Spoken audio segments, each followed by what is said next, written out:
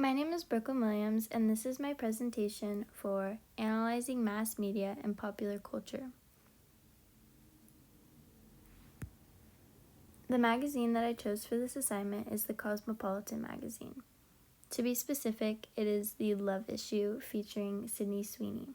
Sydney Sweeney is a popular actress, and she has a role in Euphoria. The Love issue targets teens and people in their 20s.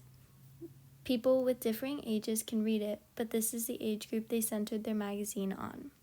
Specifically, they are also targeting women. Pretty much everything you see in the Cosmopolitan is centered around women and their interests. In the magazine, they show a lot of diversity, and this shows that their audience includes all races. In the magazine, they talk about a lot of fashion trends, self-care, makeup, perfume, and so much more. So if you like those things, then I recommend reading this magazine. All in all, this magazine is for anyone who wants to keep up with the trends and what's hot at the moment. The first advertisement is about skincare. There are 11 different types of skincare products in this advertisement. If we're looking at the details, the display of all the products are beautifully laid out, and this attracts the attention of women. The products also have very aesthetically pleasing packaging, which women would like. In the description, each product has words like thirsty face, chef's kiss skin, and pillow soft mousse. Men may not like these descriptions, but for women, they see it as intriguing. You can definitely tell by the words used, layout of the photo, and packaging that this ad targets women as their audience. Women care a lot more about skincare products than men do. Some men do have detailed skincare routines, but usually we see this in women. This ad is probably the least obvious women-targeted ad because skincare doesn't depend on gender, but the details show who the true audience is. The second advertisement is about trends, more specifically, the only trends that matter this season. The trend they are talking about in this ad is waves, as you can see in the pictures of the models, purse, and all the clothing items. People want to keep up with the trends, and this ad is counting on that. They want the audience to be aware that waves are the new trend. It is obvious this is targeted at women because there are no men in the pictures or products. There are dresses, purses, jewelry, and shirts. This ad also plays on people's wants. The want of fitting in, being in style, and having the most trendy clothes and accessories. We can easily see that this is an advertisement for women and that men would not like these clothing choices, accessories, purses, or the wave effect. The last ad for my presentation is perfume. To be more specific, this is a Chanel perfume. One obvious thing that proves the audience is women is that it is perfume, not cologne. Men wear cologne and women wear perfume.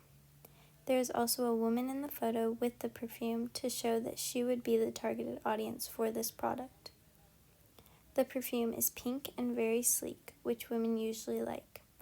Another thing that would gain women's attention is the fact that it is Chanel. Chanel is a high brand that people want to own, women specifically. The first sociological term that I chose is culture. Culture is an entire way of life for a group of people. This magazine is pop culture, and fashion is one of the top categories in pop culture. In an article I found online, it said, "Fashion trends in a society are just a mirror to its culture. As the culture changes, fashion changes. It can also be said that fashion can impact culture of a region to a certain extent."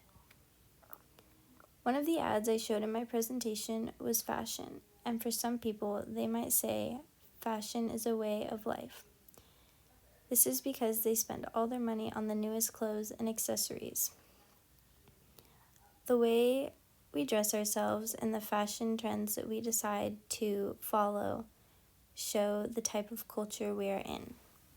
The second sociological term that I chose is signs. In the book it said, signs or symbols such as traffic signals or product logos are used to meaningfully represent something else. Chanel, Dior, Gucci, Louis Vuitton, and many others are product logos, and they are some of the most known logos in the fashion world. All of these brands are very expensive, and when people see these logos, they immediately know that it costs a lot of money and it's high quality. This is important to know because one of the ads in the Cosmopolitan magazine was for Chanel perfume.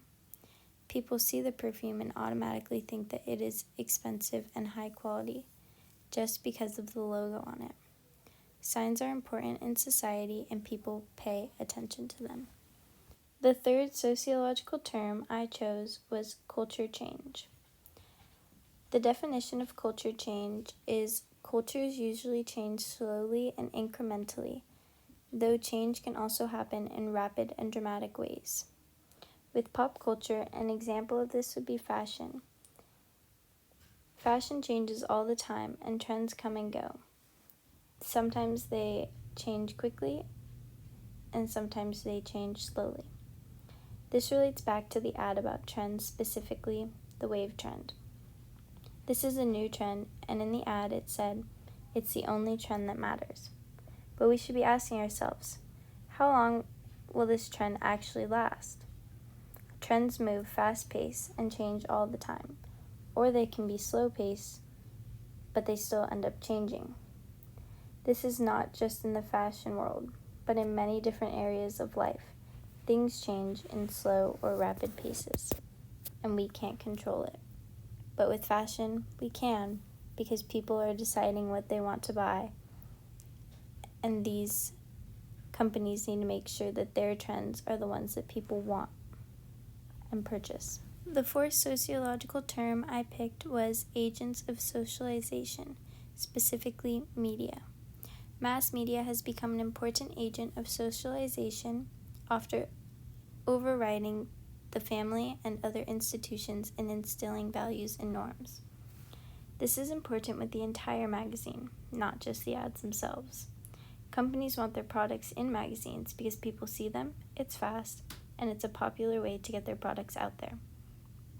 Magazines are now online as well, and not just in paper form. Technology has made it even easier for people to access magazines. If something in a magazine tells you that something is trendy or in style or will make you pretty, chances are you'll buy it. This is actually what companies are counting on. They make their ads for specific audiences and try to gain their attention and liking. That is why they have ads in magazines, so companies can be seen by a multitude of people and they can make a higher profit. Mass media is huge in our society, and to me it's normal, because I grew up with all the easy access technology provides. We let the mass media control our opinions and sometimes just go with what celebrities or the majority are doing, even if it's not what we think is in style or should be in style or is even pretty or to our liking. The last sociological term is dominant culture.